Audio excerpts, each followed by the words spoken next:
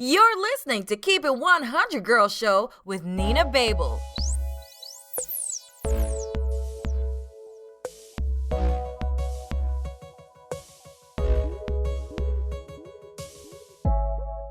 Sup, girlies? Thanks for listening and joining me today. If you've never heard of me before, I'm your host, Nina Babel. I'm a YouTuber, author, girlpreneur, and speaker.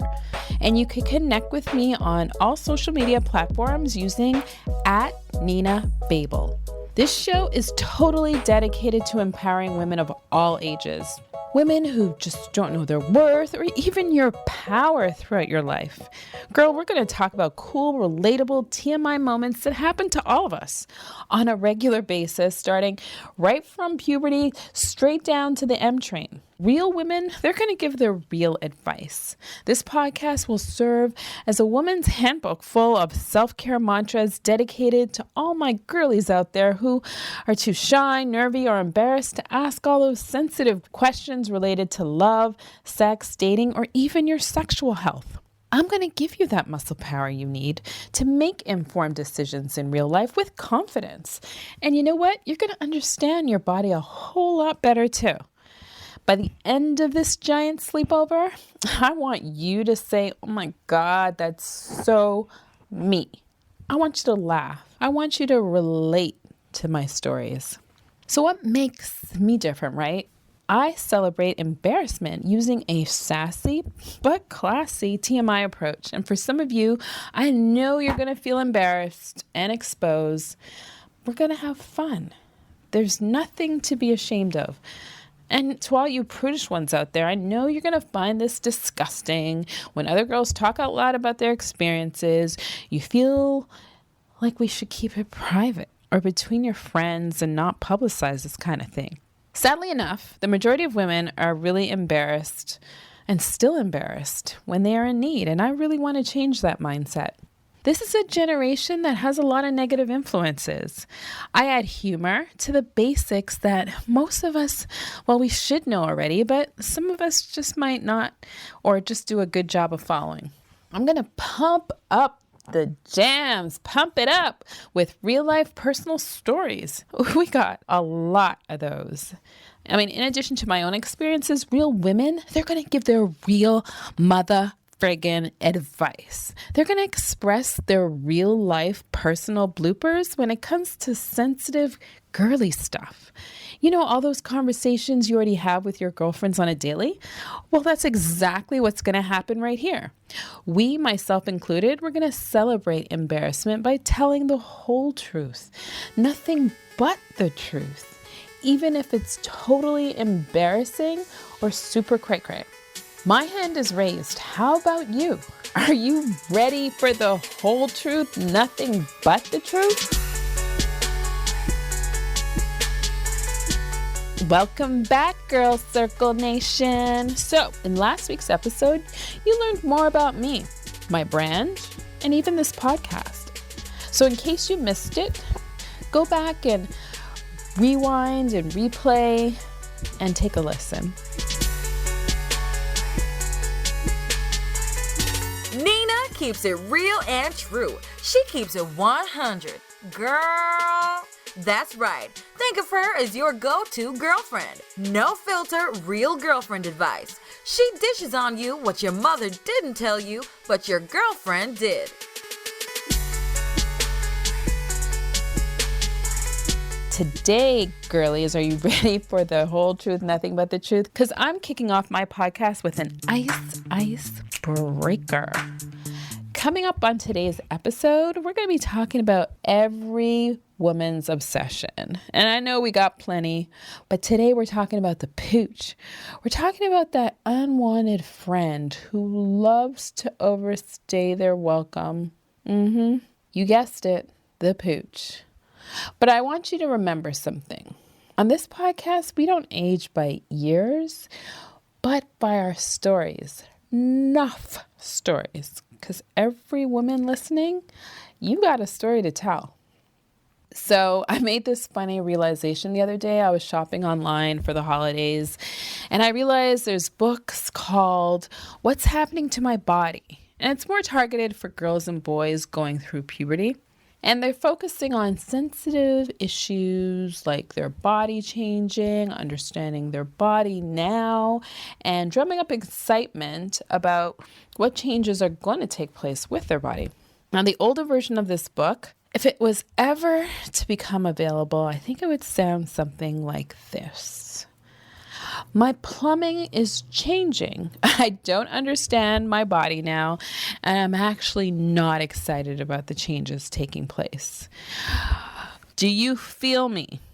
Ladies, I didn't realize until after the fact how much I took my 20s for granted, thinking, I don't know what I was thinking, was maybe that I would remain the same. I was immune from gaining weight or just things changing. And I'd always have this Coca-Cola shape. We have to build stop signs in our lives, not just related to the body, but just in general. And it wasn't until one day I stopped in my tracks and I was like, whoa, I did a double take in the mirror. And I was like, whoa. It was like slow motion, right? This whole chariots of fire moment when I realized my favorite assets were taking on a life of its own without my permission. And then this internal voice was like, no. Ladies, your plumbing changes after the age of 30 and beyond. Seriously, you are destined to have the assets given to you, but they're also destined to be taken away. And I'm in like total denial. I'll admit, I did the whole like inhaling thing, you suck in the stomach for that right pose, that right angle, just to hide my pooch imperfections. I don't want anyone to see them. So the difference between then and now is we have to earn it. Girl, we have to work twice as hard. It's not like long ago where 2 weeks of hopping on the treadmill for 30 minutes and boom, you're back to normal. You reap what you sow carries a whole new different meaning. I mean, this is a time period where life catches up with you, man.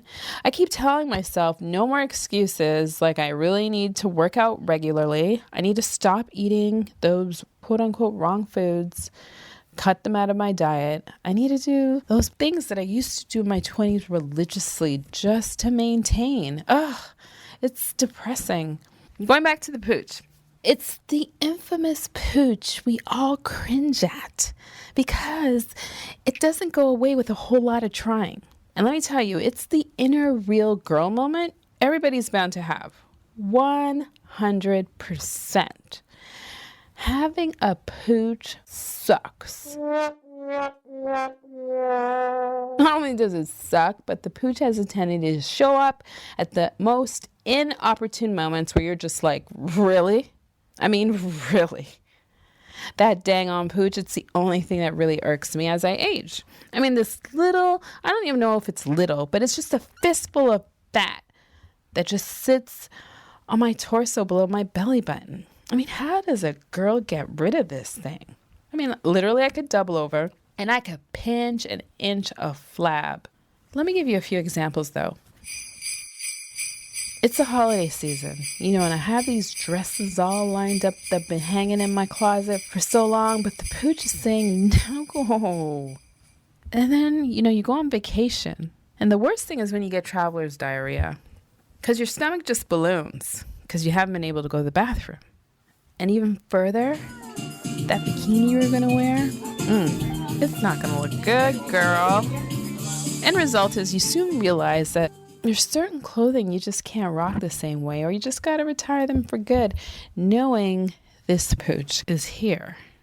I think if there's one insecurity most women have, guaranteed, it's your fupa.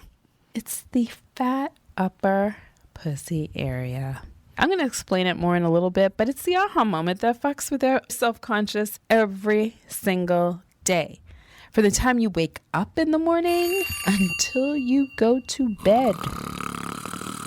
This area of our body clearly has a mind of its own. No, it's not a curvy girl thing either. I'm not fat shaming anybody because I'm all about body positive stuff. I'm just making it clear that this affects all women, no matter what size you are, especially as we age or have children. Women love to talk about the pooch, don't get me wrong. I call them my pooch posse of girlfriends. Most of them have had kids, so they don't really take me seriously, but we all have a tendency to exchange pooch stories, tips, exercises, and advice on getting rid of the pooch. I mean, one time this past summer, I was trying on some really, really cute high-waisted shorts, but I was too embarrassed to come out of the change room because my pooch took front and center stage. And I was just like, damn, I know my BFF is going to be like, what the hell were you thinking? But where I'm going is her sister, who's a trainer, was just like, look, you need to cut out the fruit. You need to be smarter about your fruit choices, especially bananas and pineapples, which have a lot of sugar. And that's really what I used to live on.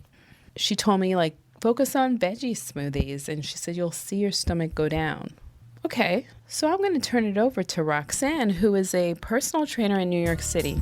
She's going to share with the Girl Circle her solid exercise habits and food choices in order to help us women reduce the pooch.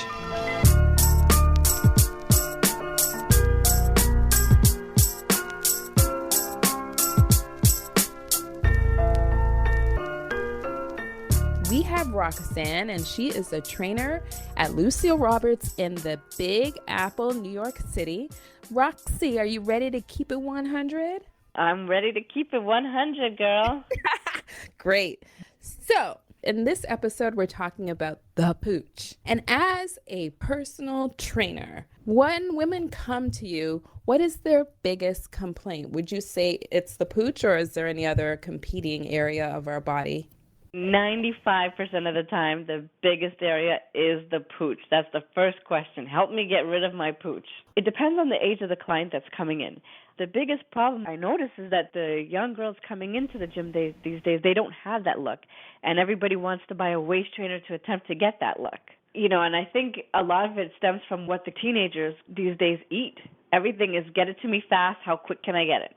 And that's what they do. That's what they live by. So they come in thinking for a get-fit-quick scheme or plan, which I can't provide, and they also come in with the attitude of, yeah, I'm just going to eat McDonald's, and it's going to be quick and fast, and I can go to the gym, or I can do something. So everything is how fast I can do it, how fast I can get my food, how fast I can eat, and how fast I can lose the weight.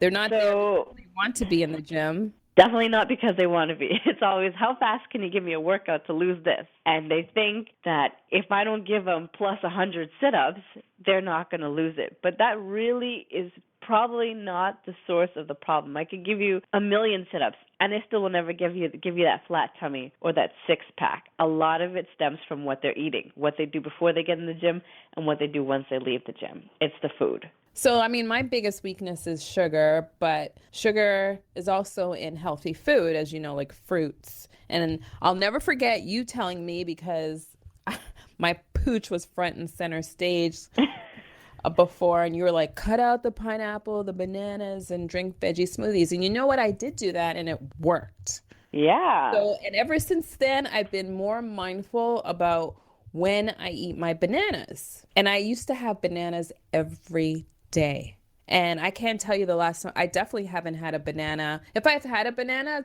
I've had it once in the last 2 weeks. Fruits in general, they're good, but there's a bad side to fruits. Yeah, they definitely got sugar in them. And then when you think of the fruit smoothies, we tend to just drink on a whole. We tend to throw in the banana and the pineapple and the cherry and the strawberry and the mango and all the sweet stuff. We don't go for the raspberries or the blueberries.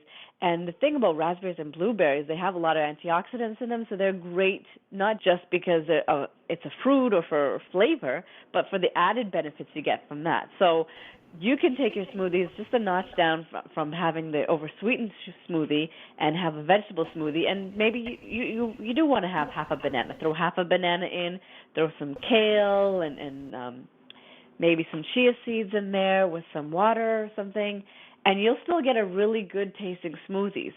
Forget about the agave nectar and the syrups and all those extra sweet stuff. That's just adding into it, right? That's what I do. Nina. Just this. I had the honey or agave. That's double the sugar.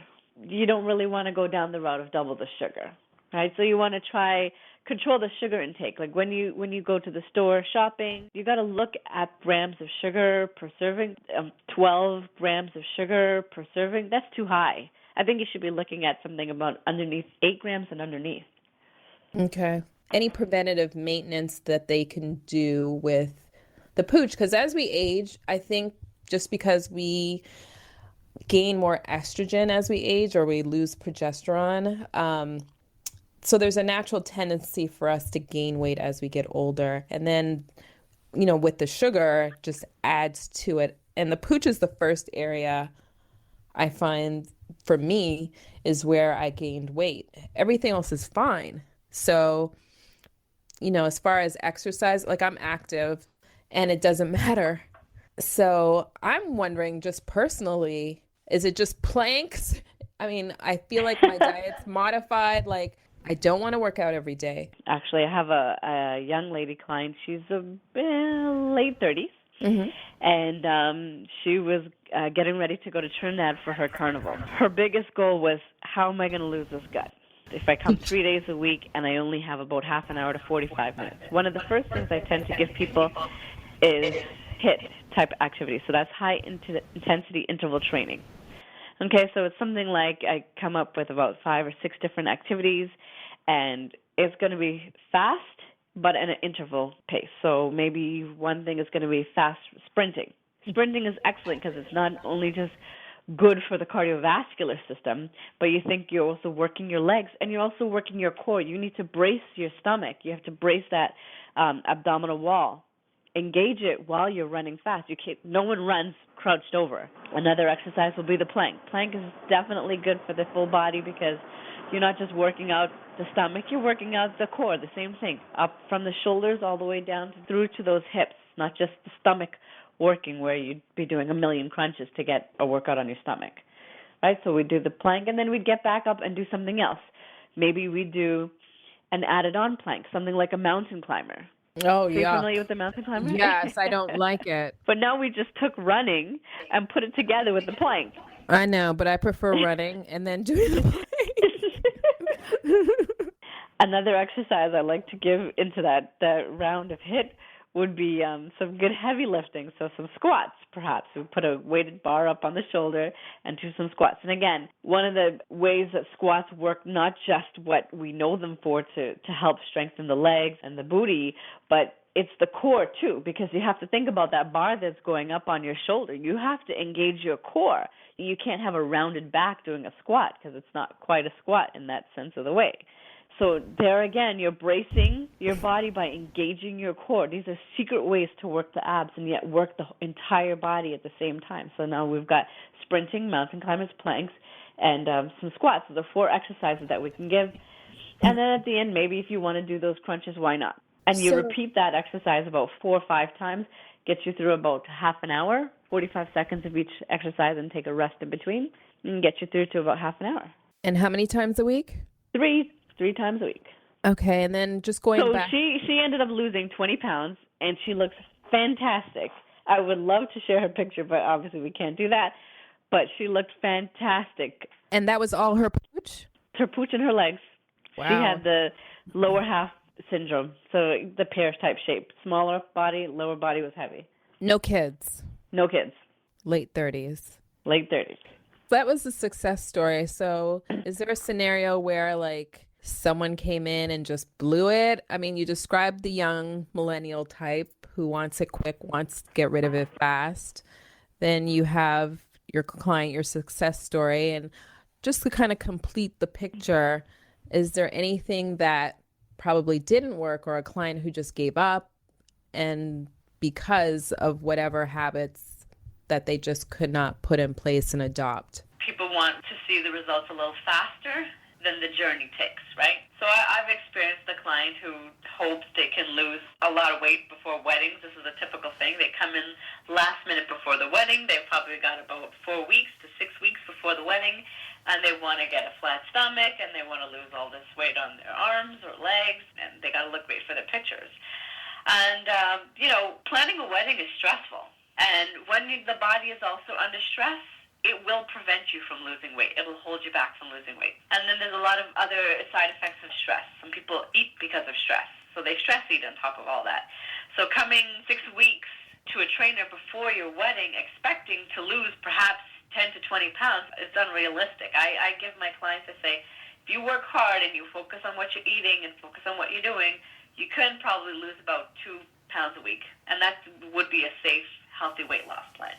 So coming to a trainer, about 6 weeks before your wedding saying you want to lose 20 pounds, and you put me in an impossible situation. So those are the typical sad stories that I have to, deal with, because, I definitely would love someone to look their best on their wedding, and you feel bad. I try to be honest with people that I meet. I try to be as upfront as I can. I say healthy weight loss will give you about 2 pounds a week. And, if your wedding is in 6 weeks, we can only probably just get you till about 12, 15 pounds.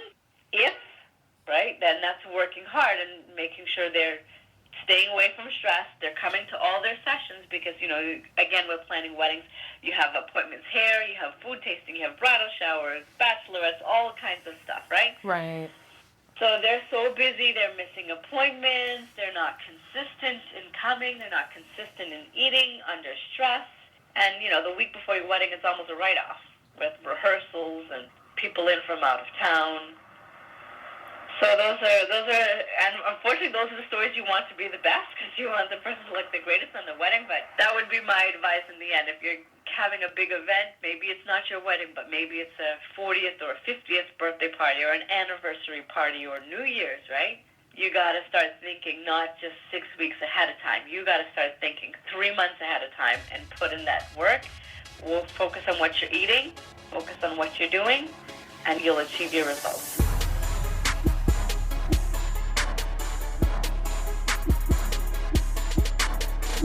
Learn what women are thinking but not saying out loud.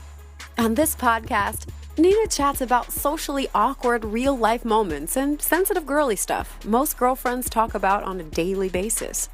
Think of Nina as your go-to girlfriend.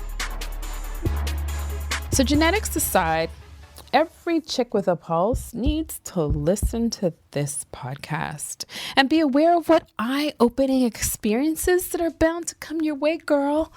This is some of the stuff our mothers didn't tell you, but this girlfriend did. Okay, my grandmother, loved her to death, but she had a pooch. Called the grandma Pooch, but she used to wear these elastic band waist pants and pull it way above her belly button just to accommodate her pooch. And I was thinking, man, I guess it's because you had like 6, 7 kids, but I don't want to inherit that. I can't say this enough, ladies. Your 30s and beyond, it's by far the roller coaster decade. Seriously.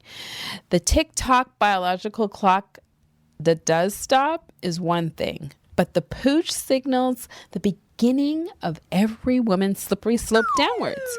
I mean, you've RSVP'd your pooch forever spot. What happens in your 30s and beyond is an official inauguration ceremony of where your body shows signs of gravity. So if you're an adult in your 20s listening, girl, flaunt your bod now. Remember those assets you were destined to have? Shake what your mama gave you. I mean, within reason, of course. Keep it sassy, but classy. But I call this whole rites of passage thing the woman's shock and awe system. The shock is what's happening to your friggin' body without permission. And then like the awe part is like you just awe out loud about the shit that sends your mind into overdrive and paranoia. You end up finding ways to just fixing, tidying, tucking, or, some of us are just like, screw it, just learn how to deal with it. On the positive side, you start treating your body better in hopes of salvaging what's left of your hotness. This is a time of life when you need to give a once-over to your mom, your aunts, your grandmother, great-grandmother, and see what the hell you're about to become in the not-too-distant future. For real. But now we're going to pull out the GPS, ladies. And gents, if you're listening. These are your pooch coordinates. Okay, from your middle section, it starts with the belly button right down to your poom poom hairline. This is every woman's, and I don't care what size you are, obsession. It's that saggy ass skin, that no remaining elasticity, the stretch marks, the wrinkles, the rolls, the flab, the ugliness, the lumps, the bumps, the cellulite, and of course the muffin top. This makes or breaks whether you're going to wear that dress tonight, girl. Whether you need to dial up a dress size, if you need to loosen up that button after eating, or you might just have to give in and buy that Spanx after all. I've come really close, but my pride, it just stops me from buying one of those.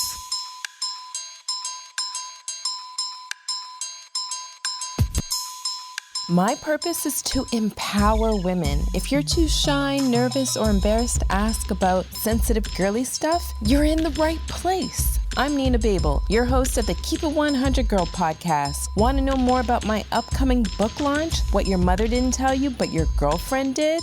Then go ahead and check out www.ninababel.com/book.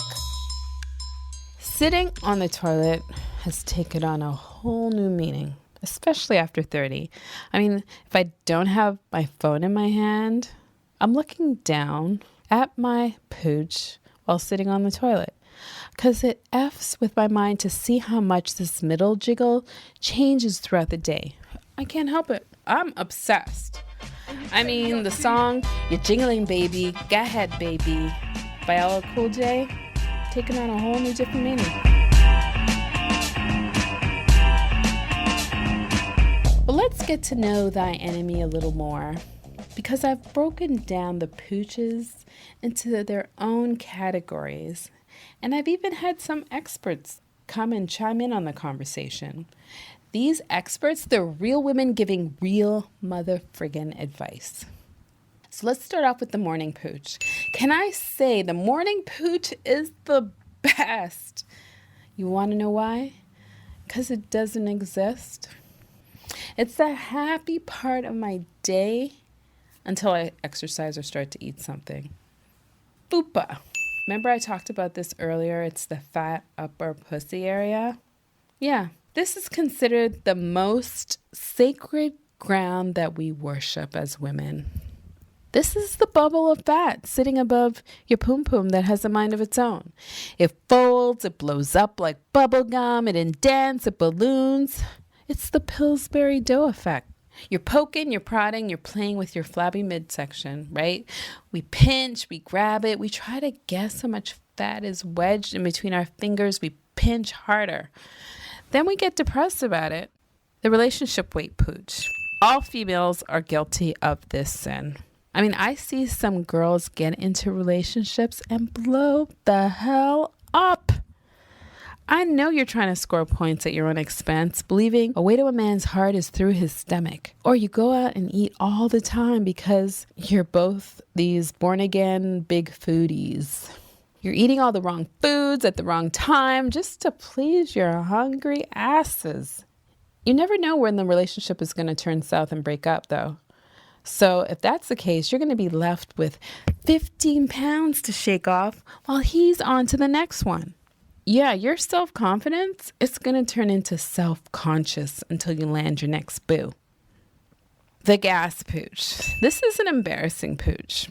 I've had a hard time imagining my life without bread and cheese. But this is the pooch that blows up like an inflatable device. That's ready to pop or just sits there like a fanny pack. You forget sometimes that your lactose intolerant self, like me, can't eat dairy like ice cream, cheese, milk. I know better. As a result, I end up bloated. I can't ship for 24 hours. Or I just have uncomfortable gas. You feel like a blow-up doll, no matter if you're sitting, standing, lying down. It is a game changer. Changes my mood until things settle down and go back to normal. But one pooch remedy for gas is yoga. Believe it or not, it opens up everything and releases the trapped air like nothing else. But on the other hand, make sure you get allergy tested because you might have an allergic reaction to something you don't even realize. I mean, for me, it was dairy. The PMS pooch. Girl, let's start with a positive, because the only good thing about PMS pooches is that they're temporary. And if you have a regular period, we all go through that bloated, that puffy effect. Your hips, your stomach area, they puff up like someone has blown air up inside of you, and like you're now a blow-up doll. And by the end of your cycle, you're just constantly pissing the water weight endlessly. And eventually your pooch just goes back to normal. Some of my favorite foods that help me get rid of that excess water towards the end of my cycle are celery, cucumbers, and watermelon. They are like the best for doing that. But let's tap into Girl Circle Nation, because I think this chica has something funny to say about the PMS pooch. So let's take a listen. PMS pooch, which is like you're bloated, poking a product. She goes away. Exactly, it's temporary. Okay. So Next is the pregnant pooch. So this is when I have the tendency to double take and wonder if girlfriend is pregnant. You know, I'm staring at her belly. I'm staring at it hard because I'm like, should I say anything or not? I do that kind of side-eye stare. I size her up and down from head to toe. And I'm like, is she or isn't she? How many months? And most times, you know, I'm like, you know what? Let me just save face and wait it out and see if I was right or wrong about her being pregnant in the first place. But then we have the post-pregnancy pooch or post-baby bod.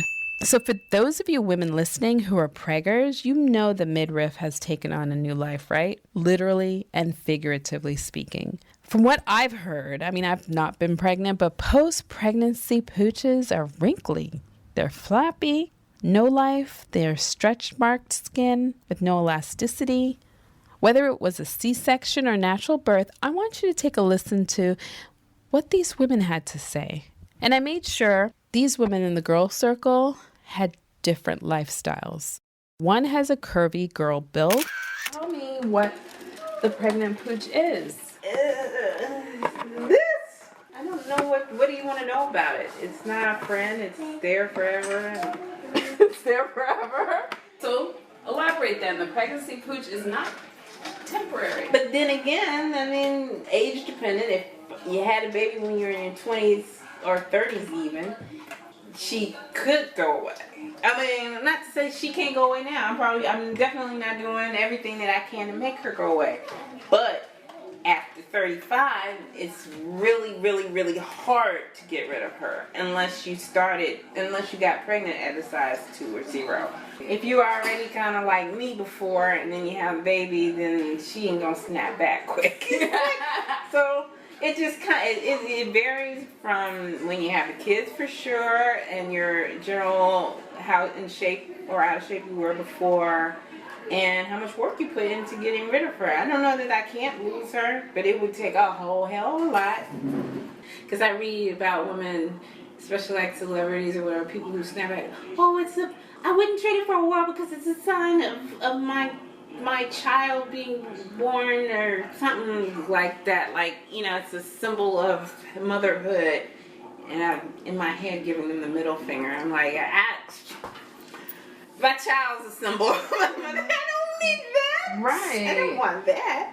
I mean, So that's the reason I don't even for want the saying- C-section, huh? But they get rid of theirs, whether Right. it's surgery or... Right, and whatever little pouch they are referring to at that point is nothing. Right. So, sure, they just sound so...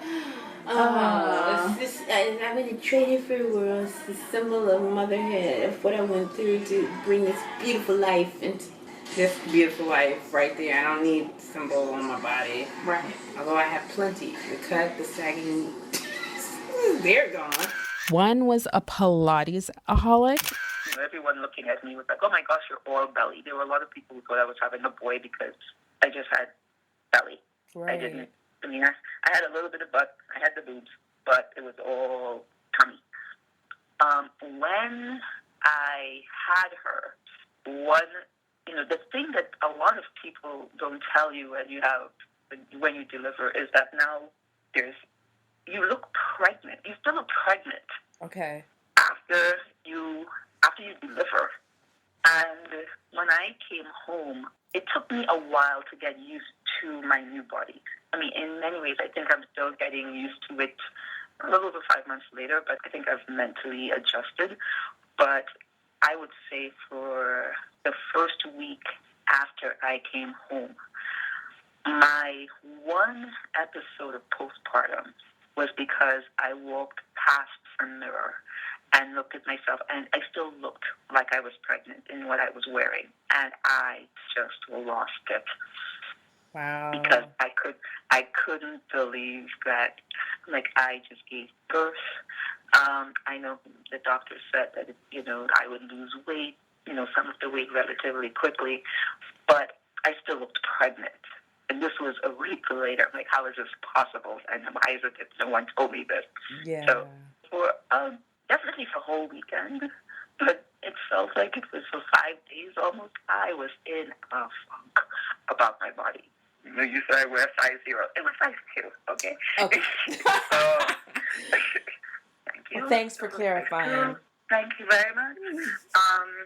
So the things that were size 2, those I don't think I will ever fit into. Wow. Ever. Yeah. You just went through 9 months of a baby developing, and you cannot expect your body to recover within a couple of weeks. Right. It took 9 months. Right. It took 9 months for this to occur. But I don't think it ever really hits you until after the fact when you're looking at your body. And for me, anyway, who was always accustomed to my body being a certain size. So now looking at it, I'm like, oh my gosh, my whole body looks different. My stomach looks different.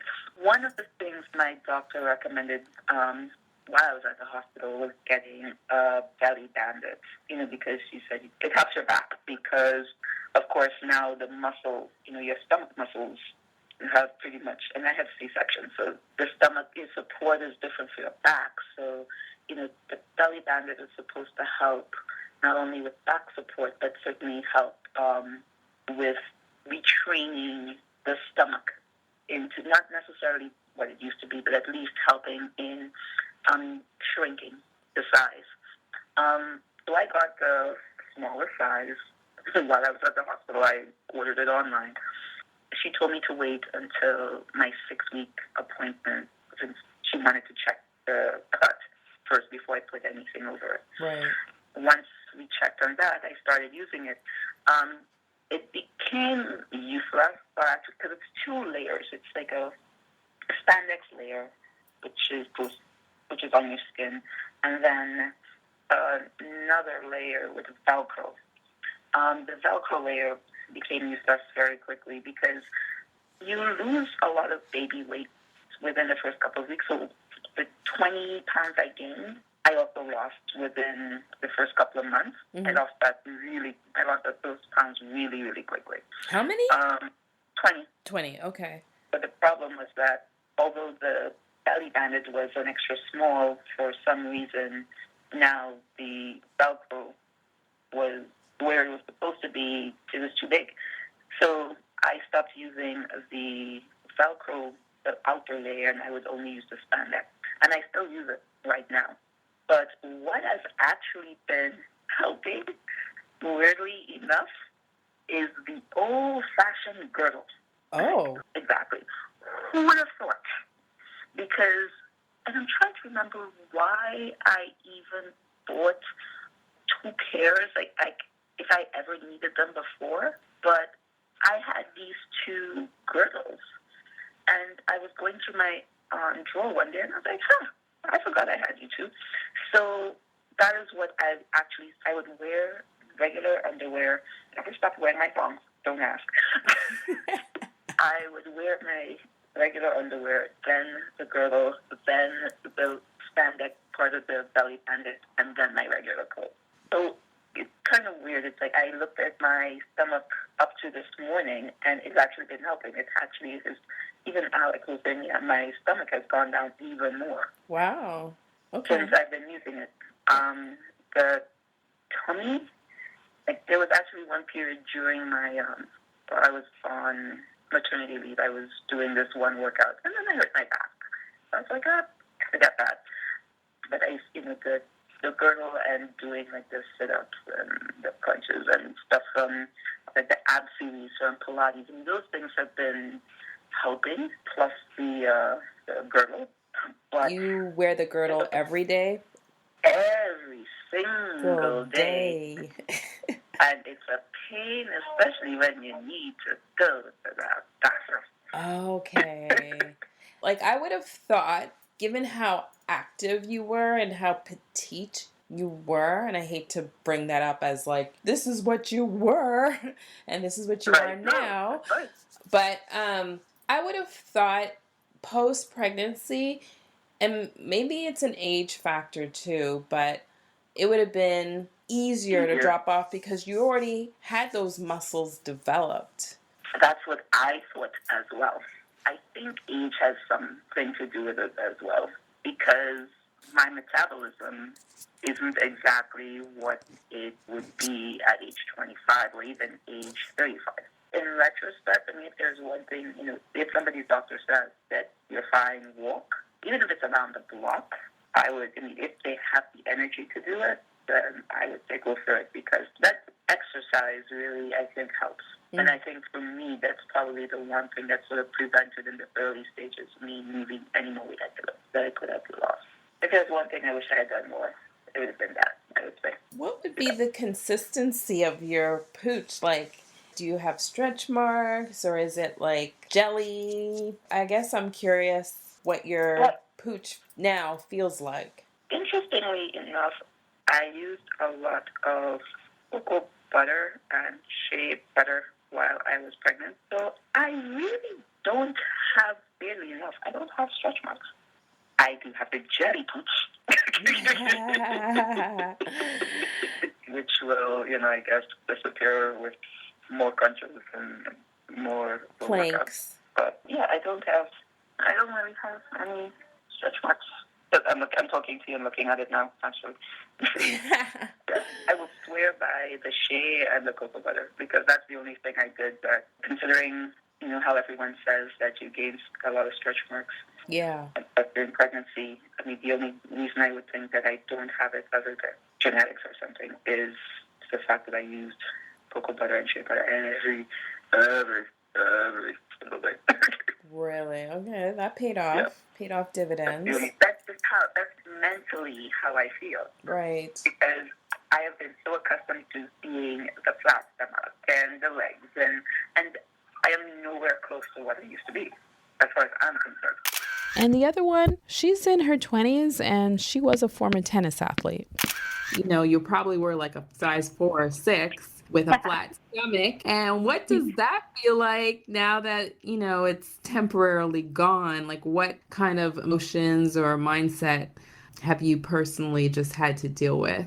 Yes, I'd say as a wife, your first thought is, oh, my body was perfect. You know what I mean? It was, I've never really felt like I had the perfect body, being that I've always been athletic, playing tennis. And, I've always had in my mind, how I wanted my tummy to be. And I think eventually with time, I basically was like, okay, I'm going to set this goal before I become pregnant to have my body like this. But of course, life gets in the way, and then, you just kind of get caught up in life, basically. So when I was a size 6, and my husband had encouraged me to, tone up, not necessarily lose weight, but to tone up. I weighed about 150. Before that, I was weighing about 180. That was like my regular weight. Right. And, so I got down to a size 6. And, and as the belly grows, I was fortunate not to get stretch marks up until my 7th month of pregnancy. That's when, I already had a belly, but towards, those stretch ends of the month, it was really starting to, the stretch marks was growing up and up and up. And, and of course I'm like, okay, apply cocoa butter, but it didn't work for me. I made sure to use the oils and do whatever it is I could, but I just think it's genetics. My body is just, my mom has stretch marks. I have stretch marks now. Did you know that, like, before you were pregnant, that your mom had stretch marks, or is it only while you were pregnant? I knew my mom had stretch marks when she would get a little bit bigger, and also noticed that with myself. If I, got a little bit bigger, really kind of quickly, I would get them around my side. And now that, I have the baby, I'm told or I condition my mind to say, okay, first of all, you're made in the image of God. You're beautiful. These are your beauty marks. And, of course, when you're in front of, your husband, you got to stand there butt naked. You have to learn to love you. So that's where I am, even though I see that my body isn't perfect. I'm dealing with having a tummy and dealing with clothes that hang, dealing with the extra girth, My husband is very encouraging. He knows that a woman's body is very sensitive and, he can be a little bit, he's a workout guy. He has abs. So he's always looking at himself and checking himself out, but when it comes to me, he's like, baby, you're beautiful. And I'm like, thank you, but of course, in the back of your mind, you're like, okay, I need to get back to where I was. Right. Right. And how do you get there? Exactly. I'd say it definitely is a little bit of both. It's a little bit of flab and a little bit of fat. It's kind of hard to explain. With mine, I actually lost the weight pretty quickly, so for me, it'll definitely tone up, but it does hang over. And sometimes, if I'm walking, I kind of feel jiggle a little bit. You have high expectations, so you want it just to all go back to where it was.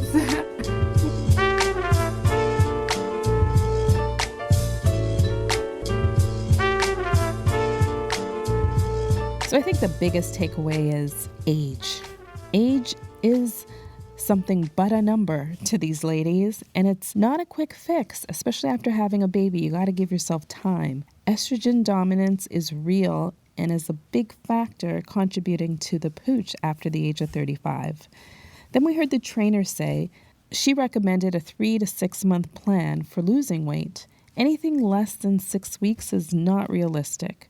And then I think for me, Spanx is not the devil after all. I mean, you heard one of the ladies say she wears Spanx, she wears the waistband, and she wears a girdle just so her pooch can stay in place, and she's even seen it reduce. So there you go.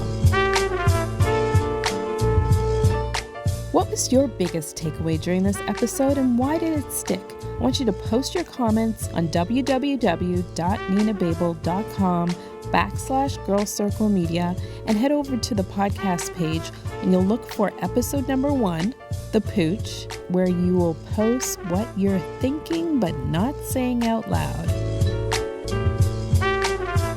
Now you have the over the jeans pooch. These women, they look like Michelin tires in their clothing, no lie. Even worse, they have a dad bod.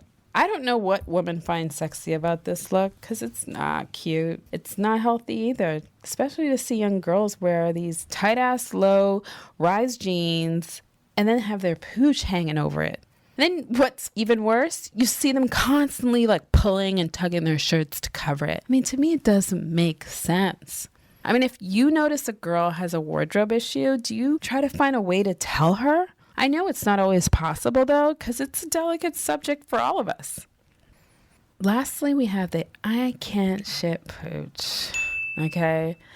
This changes my mood, energy level, and gives me the itis. This is the pooch that sticks out because I'm not regular, meaning I don't go to the bathroom regularly, which is not a good thing. Everybody should be going to the bathroom 1 to 2 times a day. But my body knows when I'm not home. My body knows when it's in a different country, and it just refuses to cooperate. But as soon as I pull in the driveway, and the whole public bathrooms thing, can't do it. I even have a friend who takes a taxi home from her job just to use the bathroom because she doesn't do public bathrooms. I'm not making any bones about it. It's facts. But how did that even become to that extent? Where you just don't do it. You hold it until you get to a comfortable, safe place or clean place that you know. At what age do you think that started? I remember one particular incident was when I was dating Keith and I had drank tea in the morning and the milk was rancid and I had to use the bathroom and I took a taxi back to his house. because there were no single stalls, and I don't like being in the bathroom with other people. I just don't feel comfortable. Like I'm not in a zone where I can just go. I cannot. Have you been that way from school, or you think as an adult? I've just never been one to use public washrooms. I'll only pee in a public washroom because I just don't think they're clean. I mean, that's not saying it. Everybody knows that they're not clean, and Right. I just don't feel comfortable when there are people beside me. I just want to be by myself. Can you relate to that story? So I'm getting smarter about this whole shapewear thing, though. I mean, from what I was told, Spanx is good and evil. And from what I'm hearing, the good part is it makes your body tight as a rock, mostly to avoid all the lines, the lumps, the bumps, and it smooths out your spare tires. Okay. And then the evil part of that, I hear it's addictive. Like, you'll just start wearing it under everything.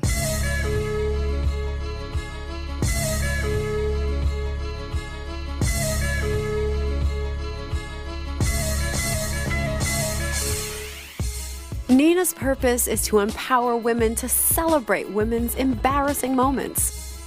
If you're too shy, nervous, or embarrassed to ask about sensitive girly stuff, you're in the right place.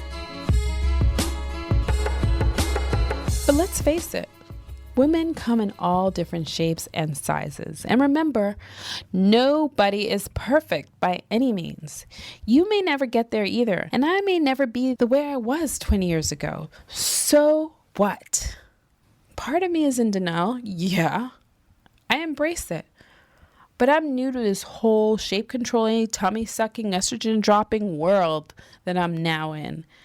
I consider myself healthy, I'm active, I'm a clean eater, no doubt. Spanx is the devil in disguise, and I'm not willing to go there and meet my vanity maker yet. But I am getting smart about shapewear. Spanx is good and evil. From what I'm hearing, the good part is it makes your body tight as a rock, mostly to avoid the lines, the lumps, and bumps. It smooths out those spare Michelin tires, right? I'm not knocking shapewear. Hey, if it helps you feel more confident, then there's nothing wrong with that. So how do you overcome the blow, the pooch? Well, the obvious answers are get 8 hours, clock your stress at the door, meditate, plank AF, and purge. Purge the toxins from your body.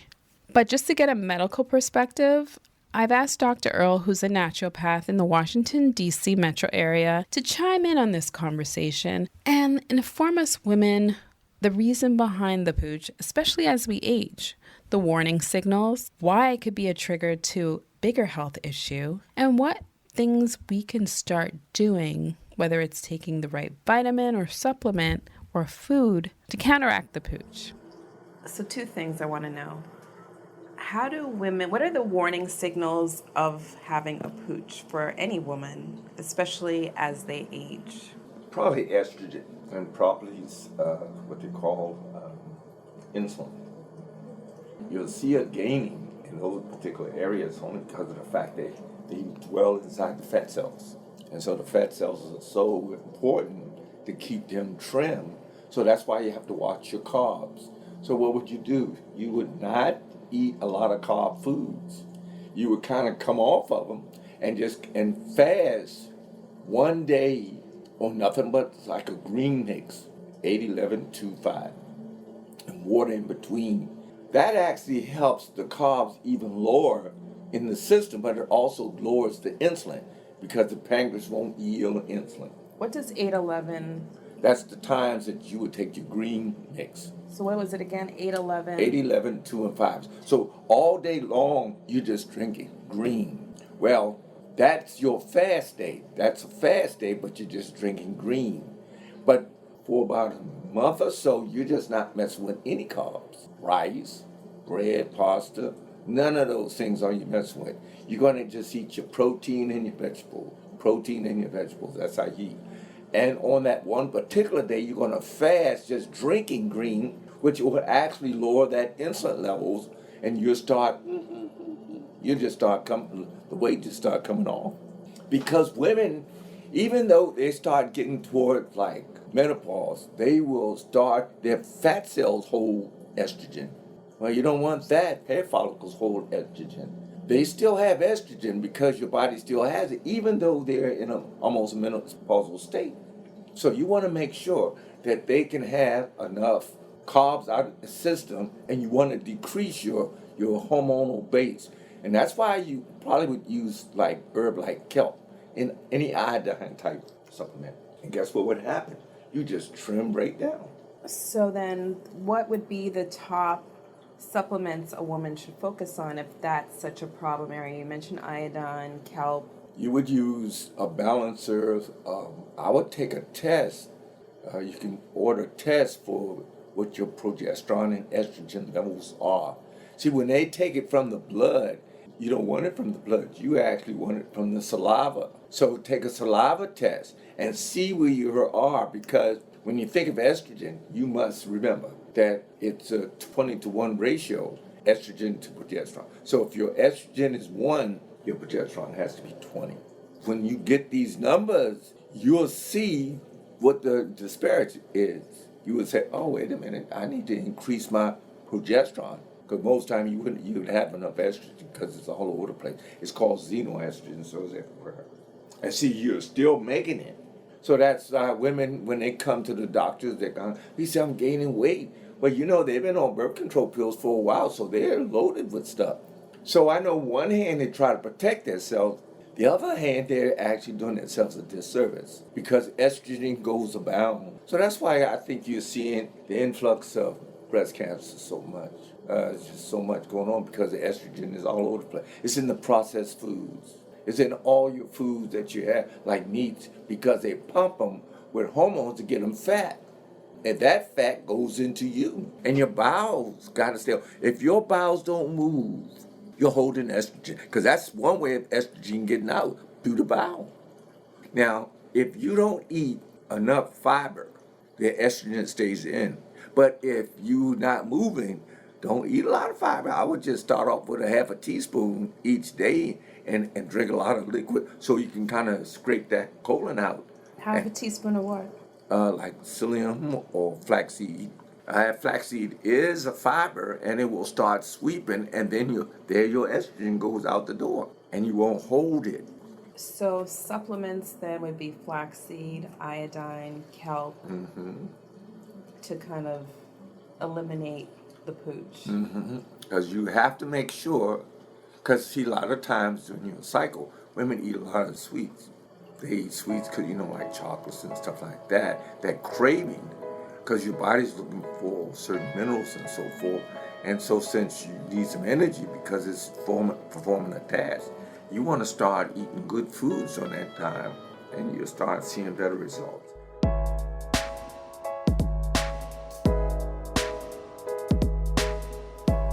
So learning to love yourself can be the hardest battle for us women to deal with in life. Remember not to care what others think and realize that you are a worthy girl. Self-love is the most liberating feeling. Everything else, it's gonna sag, but not your personality. Just manage your pooch the way that makes you feel good every single day. But just know, once you hit 30, girl, not only will time speed up dramatically, things will keep changing mentally and even physically. In fact, your body changes every 7 years. Just try and point yourself in a positive direction and enjoy the ride. I know there's not a one-size-fits-all experiences and remedies. Our struggle is real. And if you enjoy this podcast, like it, share it with your friends. What about you? What are your pooch struggles that you want to share with the girl circle? But before that, I want you to do 2 things. I want you to reply to this podcast or send a quick email to ask@ninababel.com and tell me what you're struggling with right now. Even if it's something really, really small, don't hesitate. So the second thing I want you to do is the best conversations happen after each podcast. So why not take it to my website? Go to the comments and let's brainstorm together.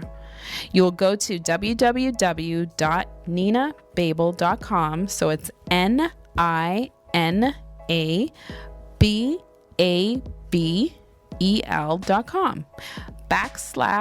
girl circle media. Then you're going to click podcast and look for this episode called The Pooch to post your comment.